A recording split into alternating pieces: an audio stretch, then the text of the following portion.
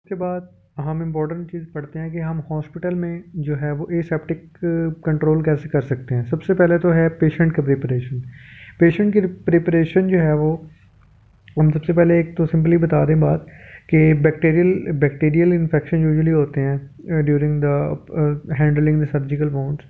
तो वो इन्फेक्शन जो कि पेशेंट को 3 days with in the hospital stay हो तो उसको हम नोसोकोमियल कहते हैं। अब चलते हैं, सबसे पहले हमने पेशेंट को कैसे जो है ना वो बचाना है एज ए एसेप्टिक टेक्निक में। सबसे पहले शॉवरिंग, उसके ऊपर एक एंटीसेप्टिक सॉल्यूशन का शॉवर करेंगे। नंबर 2 शिफ्टिंग, उसको जहाँ पे जब ऑपरेशन थिएटर में शिफ्ट करना है तो जो स्ट्रेचर होगा, जो बेड होगा, वो भी एसेप्टिक होना चाहिए। Number 3 shaving. अच्छा, शेविंग उन्होंने कहा कि उस टाइम तक नहीं करनी जब तक वो हमारे सर्जरी के प्रोसेस को इन्फेक्ट ना करे। ठीक है, अगर तो आपने उस जगह पे इंसिजन देनी है जहाँ पे बाल है तो आप शेव कर सकते हो, लेकिन आपने जो शेव करनी है ना वो आपने इलेक्ट्रिकल क्लिपर से करनी है, रेज़र से नहीं करनी, क्योंकि रेज़र से माइक्रो जो है हमारे पास कट्स लग जाते हैं माइक्रोस्कोपिक, जिसकी वजह से वहाँ पर बैक्टीरियल इन्फेक्शन का चांस हो सकता है। तो आपने इसको इलेक्ट्रिकल क्लिपर से करना है। ठीक हो गया, शॉवरिंग भी हो गई, शिफ्टिंग भी हो गई, शेविंग भी हो गई। अब उसके बाद चलते हैं पेंटिंग एंड ड्रैपिंग। इसमें आपने क्या करना है, आपने गॉज लेनी है और जहाँ पर आपने उसको लगाते हैं एनसीएन वाला जो ऑपरेशन का सारा एरिया, उसको आपने जो है ना वो वहाँ से अच्छे तरीके से साफ़ कर देना। उसके लिए आप usually iodine 10% aqueous iodine use करते हैं। ठीक हो गया। अब उसके बाद अच्छा, उसके बाद आती है सर्जिकल इंस्ट्रूमेंट, वो आपने पढ़ लिए कि आपने स्टेरिलाइजेशन और डिसइंफेक्शन से साफ़ करने हैं। उसके बाद आती है प्रिपरेशन ऑफ सर्जन। अब जो भी स्टाफ होता है ना जिसने ऑपरेशन करना होता है या ऑपरेशन को असिस्ट करना होता है, तो वो सबसे पहले होता है वॉशअप। वॉशअप होने का तरीका क्या है कि आप अपने हाथ अपने कोहनियों तक अच्छे से एक जो है ना वो एक बैक्टीरिसाइडल एजेंट के साथ आप इसको साफ़ करें। ठीक है, और उसके बाद आपने क्या करना होता है, उसके बाद कौन कौन सी चीज़ें होती हैं, आपने ग्लव्स पहनने हैं। उसने कहा कि ग्लव्स जो है वो सर्जरी के दौरान रप्चर पंक्चर हो सकते हैं, तो आप डबल ग्लव्स पहने कोशिश करें। अच्छा, आप ग्लव्स पहने, उसके बाद आप जो है वो कैप लें। उसके बाद आप जो है वो मास्क पहने और सर्जिकल जो स्टेरलाइज गाउन होता है हमारा, वो आप पहने। अच्छा, उसके बाद आती है preparation of operation theatre. Operation theatre में क्या होना चाहिए, सबसे पहले तो एक टेम्परेचर है 19 टू 22 डिग्री बताया हुआ है। उसके बाद ह्यूमिडिटी 45 टू 55% होनी चाहिए और लाइट अप्रोप्रिएट होनी चाहिए। और इसके अलावा उन्होंने कहा है कि उसके पास उसमें जो है ना वो वेंटिलेशन का पूरा इंतज़ाम होना चाहिए, क्योंकि हमारे पास जो ये है कि हमारे पास डिफरेंट मतलब मेडिकल स्टूडेंट आते हैं, स्टाफ आती है, नर्सिंग का स्टाफ आता है। तो जब वो आता है अपने साथ बैक्टीरिया लेके जाता है, तो हमारे पास एक ऐसा वेंटिलेशन निज़ाम होना चाहिए कि हवा जो है वो आर पार होती रहे। तो हमें वेंटिलेशन का निज़ाम अच्छे रखना चाहिए।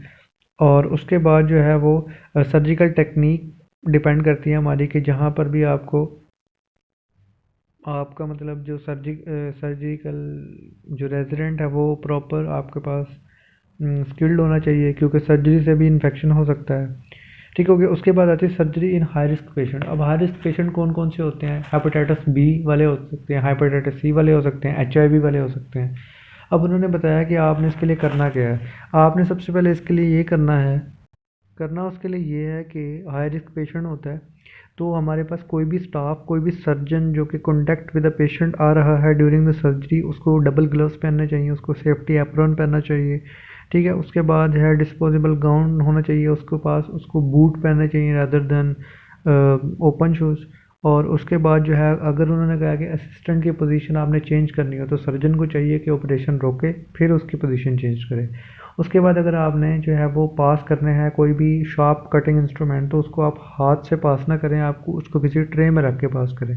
उसके बाद उन्होंने कहा है कि हमारे पास जो शार्प इंस्ट्रूमेंट लाइक स्कैल्पल का इस्तेमाल कम से कम होना चाहिए, उसके बजाय आप डायथर्मी यूज़ कर सकते हैं, सीजर यूज़ कर सकते हैं।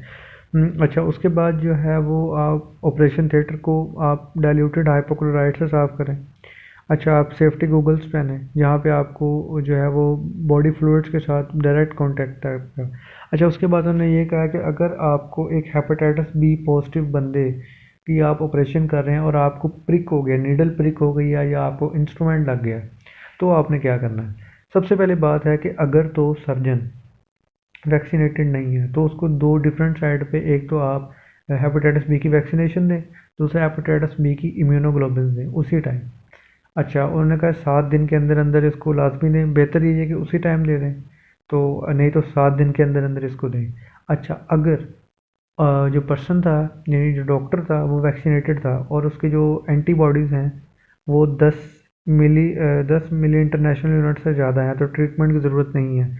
अगर 10 मिली इंटरनेशनल यूनिट से कम है तो उसको इम्यूनोग्लोबिन और 1 डोज ऑफ वैक्सीन देनी चाहिए।